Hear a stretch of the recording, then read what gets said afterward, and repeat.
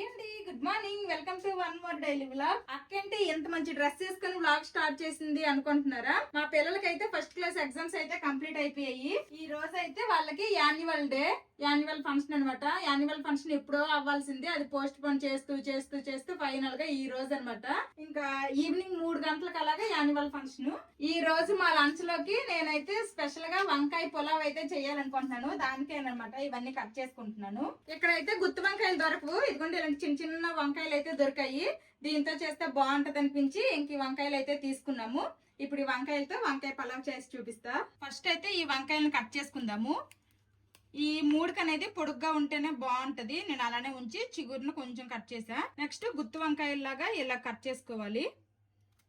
ఇలాగా ఈ నెల కట్ చేసుకొని పుప్పు ఏమైనా ఉందో లేదో చూసుకోవాలి. పుచ్చులు అయితే ఏం లేవు, మంచిగా ఉంది. ఇలా కట్ చేసిన తర్వాత ఉప్పు నీళ్ళల్లో వేసుకోవాలి. అప్పుడు వంకాయ అనేది నలుపకుండా ఉంటది.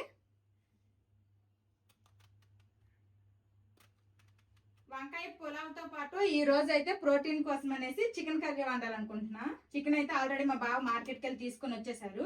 వంకాయలన్నీ కూడాను ఇలా కట్ చేసేసి ఉప్పు నీళ్ళలో వేసుకున్నాను కదా. ఇప్పుడు ఫస్ట్ వంకాయలను అయితే మ్యారినేట్ చేసుకుందాము. మ్యారినేషన్ కోసం అనేసి ఇదిగోండి పెరుగు అయితే వేసుకుంటున్నాను మిక్సింగ్ బౌల్ లో.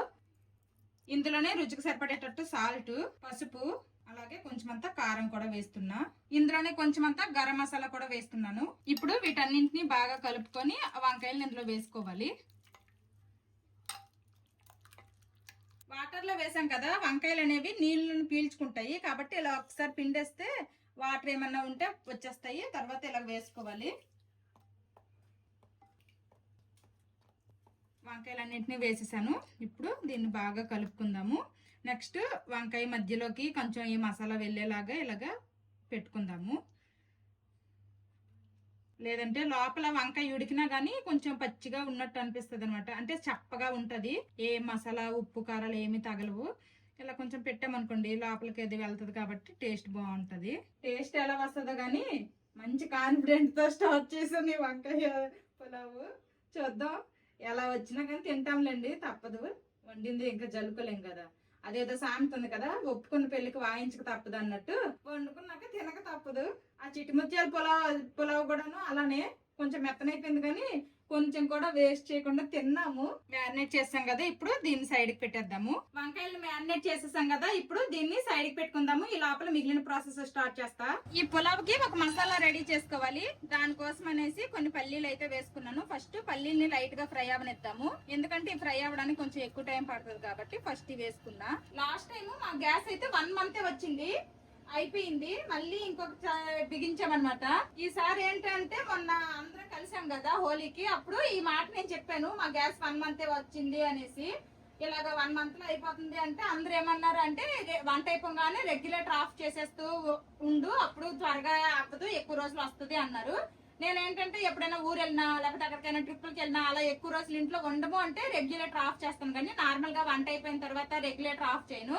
అలా ఐట్ ఆన్ ఆఫ్ చేసినా గానీ అక్కడ పిన్ లూజ్ అయిపోయి గ్యాస్ లీక్ అయ్యే ప్రాబ్లం ఉంటది అనేసుకొని అలాగా ఆన్ చేసి ఉంచేసేదాన్ని. ఈ మధ్య అయితే ఎక్కువగా వంట అయిపోగానే రెగ్యులేటర్ ఆఫ్ చేసేస్తున్నాను. చూద్దాము మరి ఈ నెల ఎలా వస్తుందో ఏంటో. గ్యాస్ నెలకి ఎక్కువ రోజులు వస్తే మంచిదే. అసలే ఇప్పుడు గ్యాస్ షార్టేజ్ నడుస్తుంది అంటున్నారు బయట.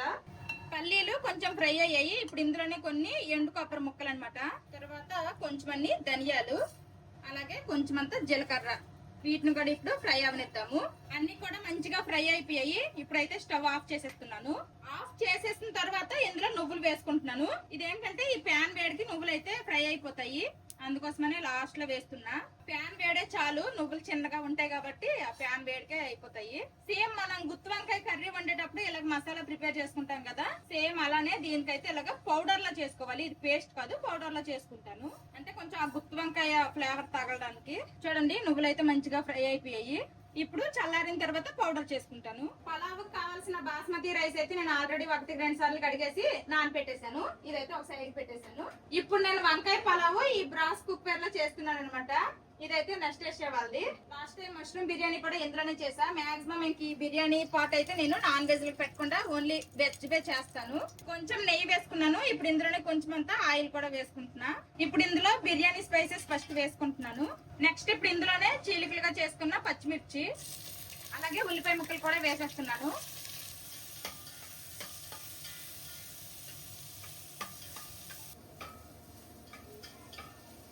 ఉల్లిపాయలు ఇంకొంచెం ఫ్రై అవ్వనివ్వాలి. ఉల్లిపాయలు ఇలా ఫ్రై అయ్యాయి కదా, ఇలా ఫ్రై అయితే సరిపోతుంది. ఇప్పుడు ఇందులోనే కొంచెం అంతా అల్లం వెల్లుల్లి పేస్ట్ వేస్తున్నాను. అల్లం వెల్లుల్లి పేస్ట్ కూడా పచ్చివాసన పోయినంత వరకు ఫ్రై అవ్వనివ్వాలి. అల్లం వెల్లుల్లి పేస్ట్ కూడా పచ్చివాసన పోయింది. ఇప్పుడు ఇందులో టమాటాలు వేసుకుంటున్నాను. టమాటాలు మరీ ఎక్కువ ఏం వేసుకోవట్లేదు, జస్ట్ మీడియం సైజ్ లో టమాటాలు 2 వేసుకుంటున్నాను అంతే. టమాటాలు మగ్గాలి కాబట్టి కాసేపు మూత పెట్టేద్దాము. టమాటాలు అయితే మంచిగా మగ్గిపోయాయి. ఇప్పుడు ఇందులోనే కొంచెం అంతా కట్ చేసి పెట్టుకుని కొత్తిమీర పుదీనా వేస్తున్నాను. మనకు కావాలంటే ఈ పలావ్ అనేది కుక్కర్ లో కూడా వండుకోవచ్చు. నేనైతే నార్మల్ హండీలో వండుతున్నాను. కొత్తిమీర పుదీనా వేసాను, అది కాస్త మగ్గింది. ఇప్పుడు ఇందులోనే మనం మ్యారినేట్ చేసిన వంకాయల్ని వేసుకోవాలి. ఈ పెరుగుతో సహా మొత్తం వేసేయాలి. ఇప్పుడు ఈ వంకాయలను కూడాను బాగా మగ్గించుకోవాలి.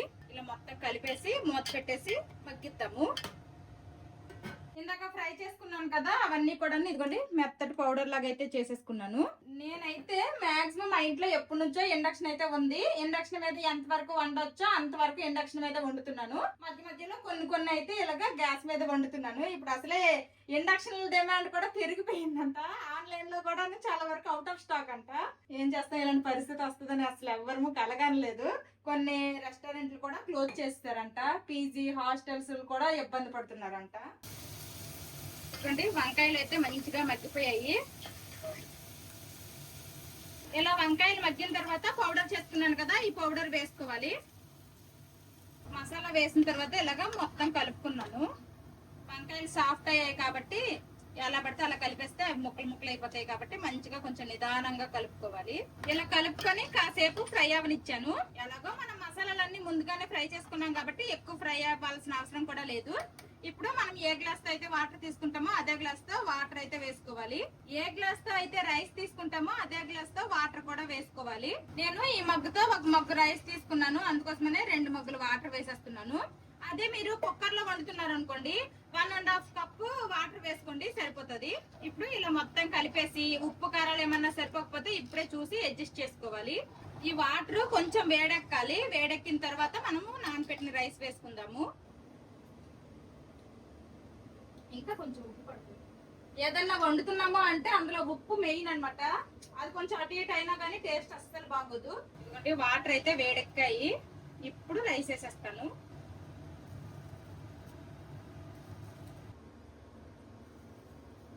రైస్ అంతా వేసేసాను. ఇప్పుడు ఫైనల్ గా కొంచెం అంతా కట్ చేసి పెట్టుకుని కొత్తిమీర పుదీనా వేస్తున్నా. ఫైనల్ గా 1 స్పూన్ నెయ్యి పైన అలా వేస్తున్నాను. అంటే ఇంకా మీడియం టు లో ఫ్లేమ్ లో మధ్య మధ్యలో కలుపుతూ బాగా ఉడికించుకోవాలి. ఇంకా మూత పెట్టేస్తాను. నా పాటకి నేను వంట చేస్తుంటే మా తమ్ముడు ఫ్రెండ్ మా పాపని తీసుకొని వచ్చింది మా ఇంటికి. పేరు వమ్మయాలంట. వమ్మయాలు.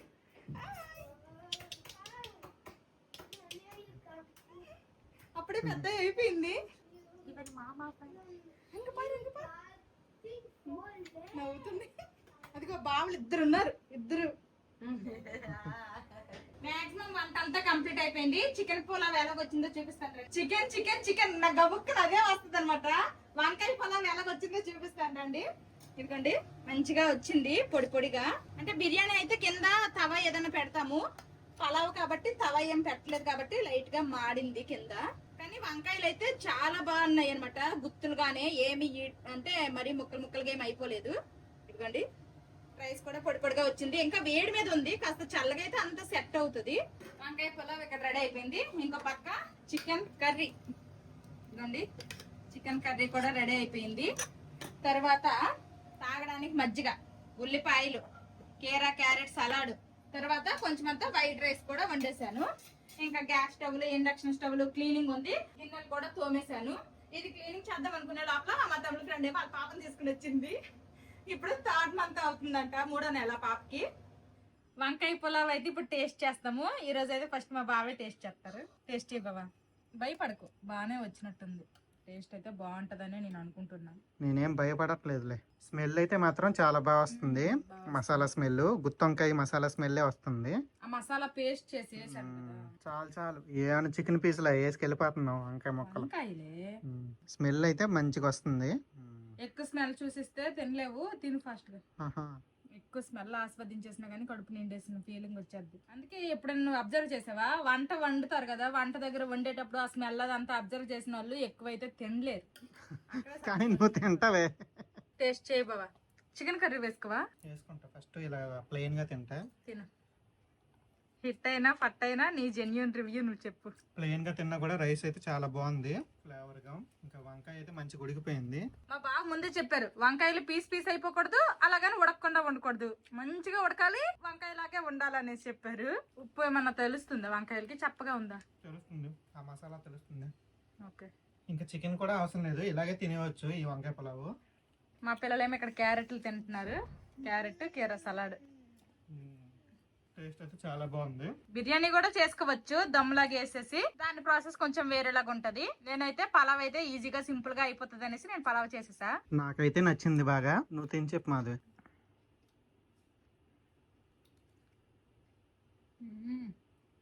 చాలా బాగుంది. ఇంక ఇది నేను నార్మల్ వంకాయలతో ఇలా చేసేసాను. అదే ఇంకా గుత్తి వంకాయలు, అదే మువ్వ వంకాయలు నల్లగా ఉంటాయి కదా, వాటితో చేస్తే ఇంకా టేస్ట్ బాగుంటది. దీంతో చేసినా కానీ చాలా బాగుంది. ఇక్కడ బెంగాల్లో వంకాయలు దొరకవు. చాలా బాగుంది అసలు. నాన్ వెజ్ అంటాం గానీ ఈ వెజ్ టేస్టే. చిన్న చిన్న వంకాయ తిను. కొరుకు కొరుకు కొరుకు అది తినే. కొరుకు అది. ఎవరున్నా వెజ్ లవర్స్ ఉంటే ట్రై చేయండి. Veg lovers, non veg lovers అందరూ ట్రై చేయొచ్చు. ట్రై చేయండి.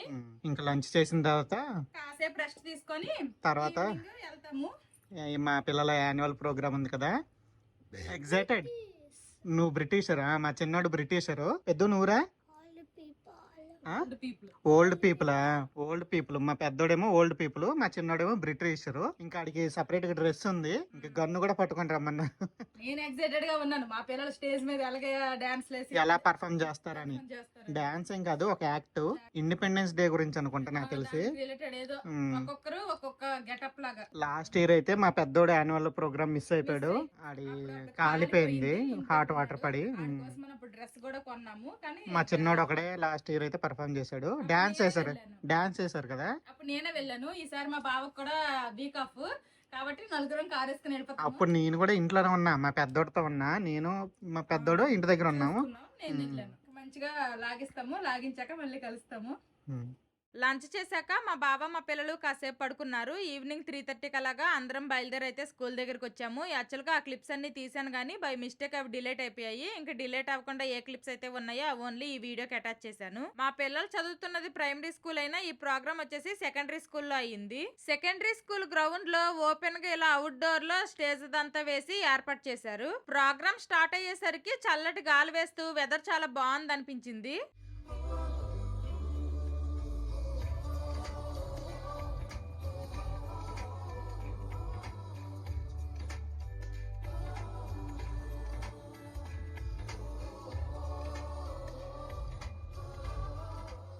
ఒకటి రెండు పెర్ఫార్మెన్స్లు అయ్యాయి. పిల్లలు చాలా బాగా చేస్తున్నారు. వెదర్ కూడా చాలా బాగుంది, చల్లటి గాలి వేస్తుందని ఆనందపడే లోపలే మేఘం దిగి చిన్న చినుకులు స్టార్ట్ అయిపోయాయి.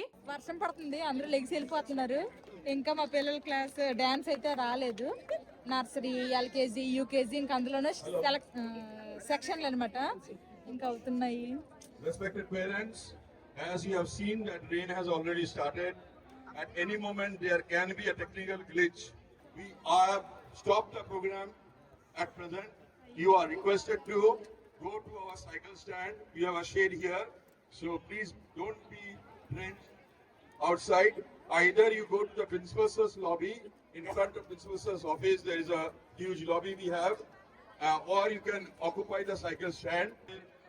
అయ్యో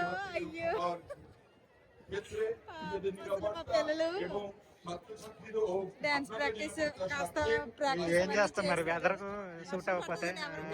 చెప్పండి, ఎవరో లక్కీకి కొడుకులు కూడా పట్టుకొచ్చినట్టు ఉన్నారు. చాలా మంది తీసుకొచ్చారు,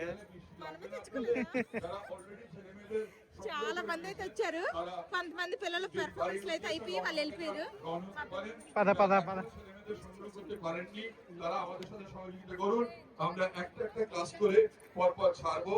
একটু সময় ప్రోగ్రామ్ అయితే ఈ రోజు క్యాన్సిల్ అయిపోయింది. రేపటి మళ్ళీ రేపు కానీ ఎల్లుండి కానీ మళ్ళీ ఇన్ఫార్మ్ చేస్తారంట. ఈసారి ఆడిటోరియంలో పెడతారు. యాక్చువల్ గా లాస్ట్ ఇయర్ అయితే ఆడిటోరియం లోనే పెట్టారు, ఇండోర్ అన్నమాట. ఈసారి ఏమో అవుట్డోర్ పెట్టారు, ఇలా అయింది. చినుకుల వల్ల ప్రోగ్రామ్ ఆపేశారు. చాలా మంది పిల్లలు పెర్ఫామ్ చేయలేదు, మా పిల్లలు కూడా ఇంకా చేయలేదు. పెర్ఫామ్ చేయని పిల్లలందరి కోసము రేపు ఆడిటోరియంలో ప్రోగ్రామ్ కండక్ట్ చేస్తా అన్నారు. ఇంకా పిల్లల కోసం పేరెంట్స్ అందరం కాసేపు వెయిట్ చేసాము. ఆ తర్వాత ఎవరి పిల్లలకి వాళ్ళకి ఇచ్చేసారు, మేము ఇంటికి తీసుకొచ్చేసాము. స్కూల్లో ఏం తినలేదంట, ఆకలేసేస్తుందంట మా పిల్లలకి. స్నాక్స్ కూడా మంచి ఇచ్చారు. ఇంటి దగ్గర అయితే నేను బయలుదేరే ఫస్ట్ స్వీట్ కాదమ్మా, హాట్ తిను, అది తిను, అది దట్ వన్ తింటాం. అది నువ్వే అని తింటే తిను. అది వెజ్ చోపే గల, వెజ్ చోపే బాగుంటది, తిను. ఏదిరా మేకప్ లేవరా?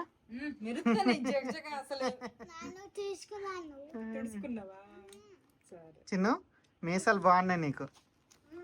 ఇంటి దగ్గర బయలుదేరే ముందు వీళ్ళకైతే అరటి పండు ఇచ్చాను, బాక్స్ లో ఏమో బిస్కెట్స్ పెట్టాను, కానీ అవి అయితే తినలేదంట. నీకు ప్యాకెట్ చింపేసేస్తున్నాను ఇందులోనే, ఇంకా అందులో ఎందుకో, ఇది అటు జరుపు కొంచెం. ఇవన్నీ ఇప్పుడు తినలేరు, కేక్ ఉంచేద్దాం, కేక్ ఉంచండి. తిందరు. ఓకేనా? మా పిల్లలిద్దరు కూడా ఈవినింగ్ స్నాక్స్ తిన్నారు. తర్వాత మేకప్ వేస్తారు కదా, మేకప్ రిమూవల్ తో కాస్త అది క్లీన్ చేసేసి ఫేస్ వాష్లు చేశాను, డ్రెస్సులు కూడా మార్చేసాను ఇద్దరికి. ఇంక ఇప్పుడే స్నాక్స్ తిన్నారు కాబట్టి అప్పుడప్పుడే డిన్నర్ అయితే తినరు, వాళ్ళకి లేట్ గా పెడతాను. నేనైతే ఎలాగో చపాతీ పిండి కలిపేసి వెళ్ళిపోయాను కాబట్టి 2 చపాతీలు చేసుకున్నా, క్యారెట్ కీర సలాడ్, ఒక ఉల్లిపాయ ముక్క, మధ్యాహ్నం చికెన్ కర్రీనే కొంచెం ఉంది, చికెన్ కర్రీ అయితే కొంచెం వేసుకొని నా డిన్నర్ కంప్లీట్ చేసేస్తాను. వీళ్ళ ప్రోగ్రామ్ మిస్ అయిపోయినందుకు నాకైతే టైం ప్రకారమే ఎప్పుడులాగే తినేస్తున్నాను, 7:30 అయింది. నెక్స్ట్ డే మధ్యాహ్నం ఆడిటోరియంలో ప్రోగ్రామ్ పెట్టారు. నెక్స్ట్ డే మా పిల్లల పెర్ఫార్మెన్స్ తో పాటు ఇంకా నాకు బాగా నచ్చిన పెర్ఫార్మెన్స్ అన్ని కూడాను మంచిగా వీడియో తీశాను. కాకపోతే అవన్నీ బై మిస్టేక్ డిలీట్ అయిపోవడం వల్ల స్కూల్ వాళ్ళు రికార్డ్ చేసిన వీడియోని నేను కాపీ చేసి పెట్టాను. ముందు రోజులాగే పిల్లలందరికీ స్కూల్లోనే మేకప్ వేశారు. మా చిన్నోడు బ్రిటిషియన్ అనుకొని కాస్ట్యూమ్ అదంతా వేసుకున్నాడు, కానీ స్టార్టింగ్ లో కొద్దిసేపే ఉన్నాడు. మా చిన్నోడు కంటే మా పెద్దోడు ఎక్కువ టైం స్టేజ్ మీద ఉన్నాడు.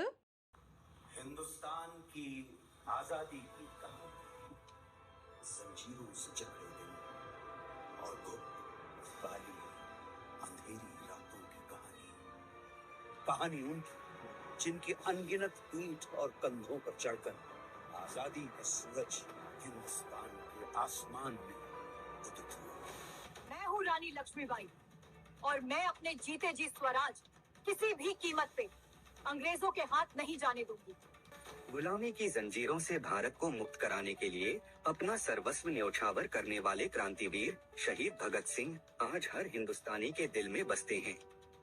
जब कोई पूछे मेरे बारे में तो मेरी एक पहचान लिख देना, उठाना मेरा कमांडो टैगर और छाती पे हिंदुस्तान लिख देना। कोई पूछे पागल था वो कौन, तो भगत सिंह और क्रांतिकारियों का चेला और इंकलाब का गुलाम लिख देना। इंकलाब जिंदाबाद।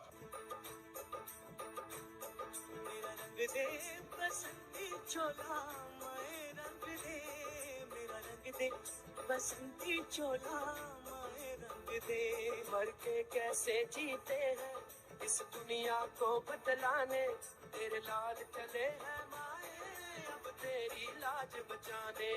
आजादी का शोला बन के खून रगों में डोला, मेरा रंग दे बसंती चोला, रंग दे रंग दे रंग दे बसंती चोला, माए रंग दे। हम जिएंगे तो इस भारत के लिए और मरेंगे तो इस भारत के लिए, और मरने के बाद भी गंगा जल में बहती हुई हमारी अस्थियों को कोई कान लगाकर सुनेगा तो एक ही आवाज आएगी, भारत माता की जय।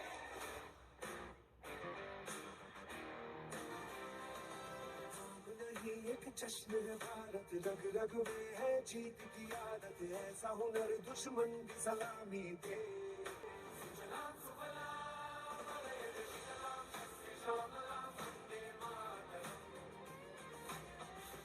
మా పిల్లల క్లాస్ పెర్ఫార్మెన్స్ అయితే ఇలా ఉంది. మా పిల్లల్ని అసలు ఎవరన్నా గుర్తుపెట్టారా? మీకు ఈ పెర్ఫార్మెన్స్ ఎలా అనిపించిందో కామెంట్ చేయండి. మా పిల్లల పెర్ఫార్మెన్స్ అయిపోయిన తర్వాత ఇంక 2-3 పెర్ఫార్మెన్స్లు చూసేసి ఇంక మా పిల్లల్ని తీసుకొని ఇంటికి వచ్చేసాను. ఈ వీడియోకి లైక్ చేయడం మర్చిపోవద్దు. ఇంకో కొత్త వీడియోలో మళ్ళీ కలుద్దాము. Bye bye.